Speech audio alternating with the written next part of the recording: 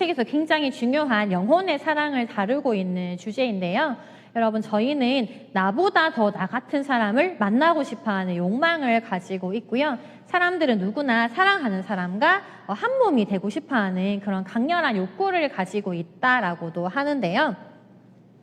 캐서린과 히스클리프의 사랑은 당시 이 계약 결혼과 이 조건적인 결혼을 하던 당시 시대를 풍토하고 이 개인의 감정 그리고 이 개개인의 사랑에 대한 이 결혼을 하고 싶어 했던 그런 제도에 대한 이 대안을 제시한 것이 바로 이 에밀리 브론테의 의도라고도 한번 볼 수 있을 것 같습니다. 네. 나보다 더 나 자신 같은 영혼 가는 사랑이 너무너무 필요하다라고 이 18세기 후반에 19세기 이제 이 에밀리 브론테가 말하는 것을 볼 수 있고요. 저희 현대에서는 지금 이 조건을 훨씬 더 중요하게 따지잖아요. 그래서 저희가 이 당시만 하더라도 내 마음에 꼭 맞는 사람과 결혼을 하는 것은 굉장히 힘든 시대였던 것으로 그렇게 작품 배경을 이해하시면 될 것 같습니다. 그리고 이제 작품의 이제 그 후반부에 들어서게 되면서 히스클리프가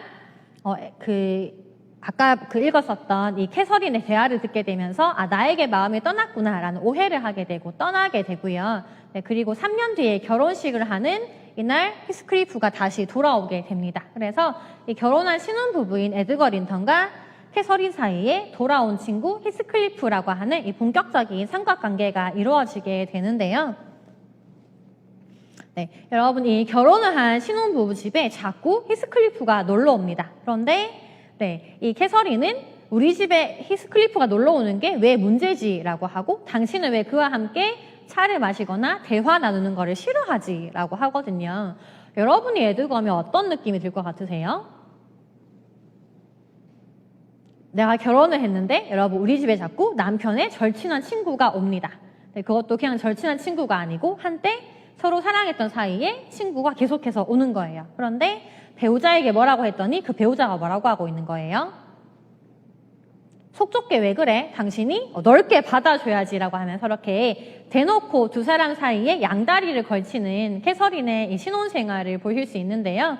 굉장히 기가 막히죠. 네, 최근에 인기리에 방송되었던 이 부부의 세계에서도 유태우가 그런 말을 했었는데 두 사람을 사랑하는 게 죄는 아니잖아 라고 하는 여러분 그런 스토리가 바로 이 폭풍의 언덕에서 왔다라고 보셔도 좋으실 것 같습니다. 네, 에드거가 질투하는 모습을 캐서린이 말을 하고 있는데요. 내가 히스클리프에 대한 칭찬을 몇 마디 했더니 에드거가 골이 났고 엉엉 울기 시작하고 밤새 삐져있다라고 할 정도로 나는 이해를 못하겠는데 왜 저렇게 에드거가 히스클리프를 싫어하지? 라고 이렇게 막 후반부에 계속 이렇게 캐서린의 태도 때문에 에드거가 굉장히 힘들어하는 결혼 생활을 볼 수 있습니다. 네, 그리고 본격적으로 캐서린과 히스클리프 그리고 에드거의 삼각관계가 조금 진행이 되게 되고요. 히스클리프가 이제 질투가 날 거잖아요. 자기는 이제 놀러 갔다가 집에 돌아오면은 내가 사랑하는 캐서린은 에드거와 함께 계속 잠을 자고 생활을 하는 것을 지켜보게 되면서 히스클리프가 굉장히 또 질투심을 느낍니다. 그러면서 넬리에게 이렇게 말을 해요. 그렇게 하찮은 인간, 에드거가 혼신의 노력을 다해서 80해를 사랑한다고 하더라도 내가 하루 캐서린을 사랑하는 것만 못하거든 이라고 하게 되면서 나의 사랑과 에드거의 사랑은 비교조차 할 수 없는 그래서 굉장히 이 에드거의 사랑은 표면적인 사랑, 가벼운 사랑이고 내가 하는 사랑이 진정한 사랑, 깊은 사랑이다라고 이렇게 말을 하면서 이 질투심을 감추려고 하는 이 히스클리프의 모습을 볼 수 있습니다. 여러분 지금 이 시대가 아까 제가 19세기라고 말씀을 드렸잖아요. 여러분 19세기에 이 작품을 보는 독자들은 어떤 느낌이 들었을까요?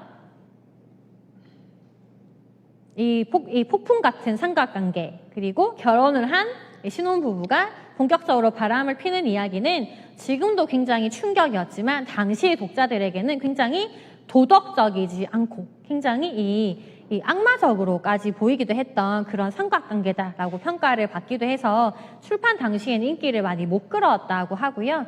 지금 봐도 이해가 안 되는 폭력적인 설정들은 독자들을 깜짝 놀라게 하기도 합니다. 여러분, 그리고 히스클리프가 다시 이 고향으로 돌아왔을 때 3년 동안 종적을 감췄었는데요. 이 3년 동안 이 신흥 자본의 힘을 얻고 부자가 되어서 마을에 돌아오게 됩니다. 그리고 이 부자가 되어 돌아온 히스클리프의 복수가 시작되는데요. 여러분이 히스클리프라면 누구에게 복수를 하고 싶으세요? 일단 힌들리 그리고 에드거에게 본격적인 복수를 시작하게 됩니다. 네, 힌들리가 자기 아내가 죽고 난 다음부터 이제 마약 그리고 도박, 알코올 중독에 빠지게 되고요. 이 힌들리에게 계속 알코올을 부추기면 술을 먹이게 하면서 계속 도박을 더 하게 해서 이 힌들리의 빚을 자기가 이 폭풍의 언덕 집으로 받습니다. 그러면서 힌들리의 모든 재산을 도박으로 탕진하게끔 해서 이 힌들리의 재산을 모두 가로채게 되고요. 이 망가져가는 힌들리를 그냥 방치하고 가끔은 죽이고까지 싶어하는 그런 모습을 보여주고 있는데, 여러분, 이런 히스클리프가 힌들리에게 하는 복수는 당연한 걸로 느껴지세요? 아니면 조금 과한 걸로 느껴지세요? 당연한 것 같다. 이해가 된다. 히스클리프의 복수가 이해가 된다. 이해는 되지만 과한 것 같다. 네, 좋습니다. 이렇게 여러분 보시면 인물들이 각각 착하기도 했다가 나쁘기도 했다가 하는 모습을 볼 수 있고요. 힌들리는 과거에 자기를 쫓아내었던 히스클리프에게 복수를 해서 그 복수의 결과로 학대와 폭력이라고 하는 장치를 썼고요. 그 학대와 폭력을 견딘 히스클리프는 다시 자본이 생기면서 돌아온 힌들리에게 재산과 모든 것들을 탕진하게 되고, 그를 더 소굴로 갈 수밖에 없게끔 하는 그렇게 하는 장치들을 통해서 두 사람이 서로 복수를 주고받는 그런 형태의 이야기를 볼 수 있고요. 이렇게 인물들이 착했다가 나빴다가 하는 이런 갈등적인 모습을 보이는 것은 아까 보셨던 셰익스피어의 그 비극 인물들이 착하지도 않고 나쁘지도 않은 그런 모습에 영향을 받은 걸로도 해석해 볼 수 있습니다. 네, 그리고 캐서린을 뺏어간 에드거에게 복수를 해야 되겠죠. 그래서 에드거를 괴롭게 하기 위해서 에드거의 동생인 이사벨라를 꼬셔가지고 이사벨라와 야반 도주를 하게 되고요. 결국에는 이 결혼까지 성공하게 됩니다. 네. 여러분, 이 히스클리프가 에드거의 동생과 왜 결혼을 했을 거라고 생각이 드세요? 단순히 마음을 괴롭히는 것 외에도 에드거 린탄 집안의 이사벨라의 재산도 함께 뺏으려고 하는 목적으로 정략적으로 다가가서 결혼을 하게 되었고요. 이렇게 이사벨라와 이제 바로 결혼을 하자마자 이사벨라는 히스클리프에게 버려지고 철저하게 방치되는 힘든 신혼생활을 이어가는 것을 볼 수 있습니다. 그리고 이 히스클리프에게 사랑에 빠진 자기 아가씨죠. 아가씨인 이사벨라를 질투하는 캐서린의 모습도 나오고 있는데요. 그런 거죠. 나는 남편은 에드거고 내 남자친구는 내 연인은 히스클리프인데 내가 사랑하는 두 사람이 캐서린 입장에서는 없으면 안 되는 거죠. 그런데 이 한 명인 히스클리프를 뺏어가려고 하는 자기 아가씨를 질투하는 모습을 보게 되면서 이렇게 복잡한 저희는 사각관계에 대한 이야기를 보실 수 있고요. 이 히스클리프와 이사벨라가 도망을 치고 난 다음에 결혼하게 되는 소식을 들릴 때쯤 캐서린은 임신을 하게 됩니다. 그런데 임신을 하자마자 건강이 안 좋아져서 오랜 병상 생활을 하게 되고요. 그렇게 아픔에도 불구하고 비가 오는 폭풍이 치는 어느 날 이 히스클리프를 만나고 싶어서 이 산책을 하러 가는 그 과정을 통해서 히스클리프와 재회를 하게 되는데요. 비를 맞고 난 다음에는 이 캐서린의 몸이 더 약해져서 점점 더 죽어가는 후반부 이야기를 볼 수 있습니다. 네, 이 죽어가는 캐서린을 앞에 두고 자기가 온전히 간호를 할 수 없잖아요. 그리고 이 히스클리프가 캐서린을 간호할 수 있는 시간은 정말 정해져 있는 거죠. 집에 이 에드거가 돌아오지 않는 시간까지만 자기가 간호를 할 수 있기 때문에 굉장히 슬퍼하고 절규하는 히스클리프의 모습을 저희는 볼 수 있는데요.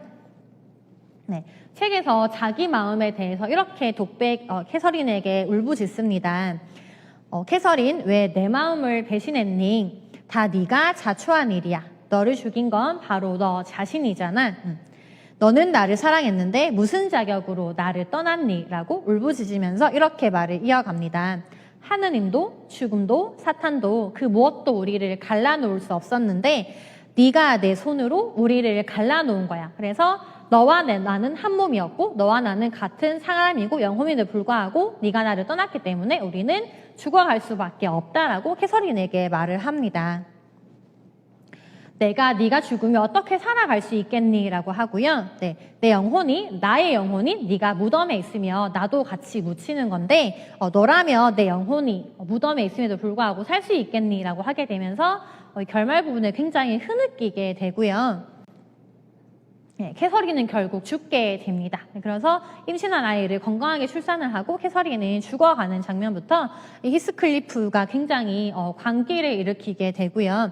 캐서린의 무덤에 찾아가서 굉장히 울부짖고 울다가 나중에는 정신적인 착란으로 이 캐서린의 무덤을 파헤쳐서 관을 파헤쳐서 이 캐서린의 시체를 보려고 하는 이런 편집적인 현상도 이 작품 속에서 함께 저희가 확인할 수 있습니다. 네, 그리고 이 캐서린의 무덤에서 시체를 보면서 이렇게 이야기를 해요. 네, 캐서린, 당신은 내가 살아있는 동안 편히 쉬지 못한다는 걸. 당신은 내가 당신을 죽였다라고 했지. 그러면 귀신이 되어서 나를 찾아와 라고 이야기합니다. 죽은 사람은 죽인 사람에게 반드시 나타나게 된다며 라고 하고요. 자신은 유령의 존재를 믿는다라고 합니다. 그래서 언제나 나와 함께 있고 차라리 나를 미치게 해서 유령을 볼 수 있게 해줘라고 하고요. 제발 당신을 볼 수 없는 이 지옥 같은 세상에 나를 혼자 두지 말아줘라고 하게 되면서 이 캐서린에게 이렇게 흐느끼게 됩니다. 네, 여러분 이 부분이 바로 이 고딕 소설 아까 보셨던 유령이 나오고 이 두 사람이 서로 복수를 하는 고딕 소설의 형태를 띠고 있다라고 보시면 될 것 같은데요. 네, 결국에 유령으로 나타나게 되는 캐서린의 모습을 볼 수 있고요. 이 캐서린의 유령과 함께 지속적으로 대화를 하고 캐서린의 유령을 보고 싶어하는 히스클리프의 모습이 결말 부분에 이어지게 됩니다. 네, 여러분 이 케이트 부시가 만든 노래 1978년에 쓴 가사가 있는데요. 이 폭풍의 언덕에 유령으로 나타나는 이 캐서린의 모습으로 노래 가사가 하나 있는데요. 제가 잠깐 한번 보여드리도록 할게요. 네, 이게 캐서린이 폭풍의 언덕에 자기 집으로 찾아가는 과정을 그리고 있는 가사고요. 네, 캐시가 이렇게 대답을 합니다. 네, 히스클리프 나야. 집으로 와, 나 너무 추워. 너의 창문으로 들어가게 해줘. 나 돌아가고 있어. 사랑하는 잔인한 히스클리프, 내 하나의 꿈, 내 유일한 주인이라고 하게 되면서 이 결말 부분에서는 이 폭풍의 언덕으로 계속 찾아가는 이 캐서린의 유령과 이 캐서린 유령을 맞이하는 히스클리프의 모습을 이 저택에 있는 사람들이 보게 되면서 이 주인이 이상해지는 거죠. 막 혼잣말을 하고 자꾸 벽을 쳐다보고 밤만 되면은 죽은 캐서린의 방에 들어가서 자꾸 창문을 열어놓고 아무도 못 들어오게 하니까 모든 사람들이 히스클리프를 뭐라고 봤을까요? 미친 사람이라고 이제 생각을 하게 됩니다. 그럼 본격적으로 미쳐가는 이 히스클리프의 모습을 저희가 함께 확인할 수 있고요. 네. 이 사랑하는 연인에 대한 지독한 그리움 그리고 유령으로 다시 재회한 히스클리프의 광기의 사랑을 이 작품 결말 부분에서 저희는 확인할 수 있습니다. 여러분은 정말 사랑해서 꿈에서라도 보고 싶었던 연인이 여러분 다시 유령으로 나타나면 어떨 것 같으세요? 좋으세요? 싫으세요?